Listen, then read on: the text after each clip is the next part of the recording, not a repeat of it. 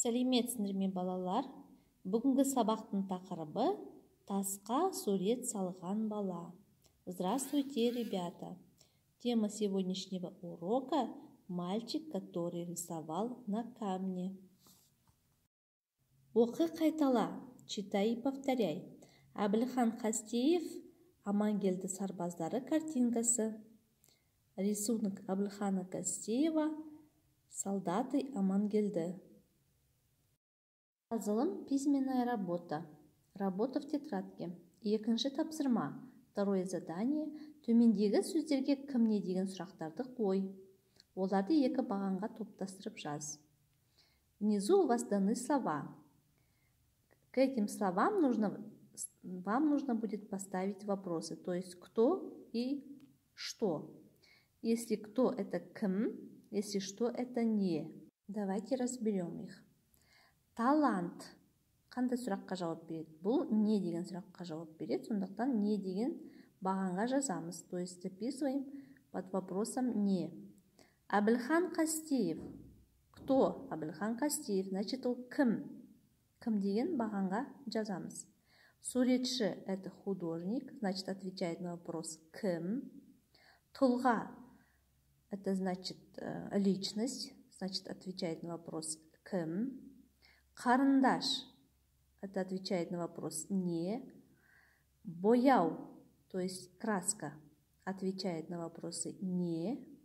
Туынды – это произведение, то есть отвечает на вопросы не.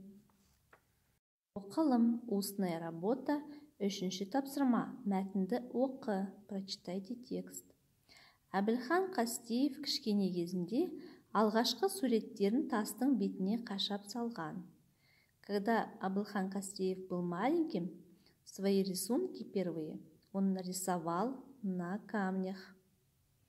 Тастың бетіне арқар, аттың суреттерін салған. На камнях он рисовал рисунки арқара, лошадей. Жұмсақ тастардан сырға, сақина, моншақ жасаған. Из мягких камней он делал сережки, кольца, цепочки. Оның жасаған әдемі заттарын ауыл адамдары таласып алған. Красивые вещи, которые он делал, люди его разбирали. Төртінші тапсырма. Кестедегі сөздерді сәйкестендіріп оқы. Четвертое задание. Нужно будет прочитать, то есть правильно составить словосочетание, слова, которые даны в таблице, и прочитать. Например, шығарма жазған, написал сочинение или произведение. Атақты тұлға, известная личность. Жазылым письменная работа. Записываем в тетрадку. Бесінші тапсырма, пятое задание. Сурет салуда қолданылатын құралдарды ата.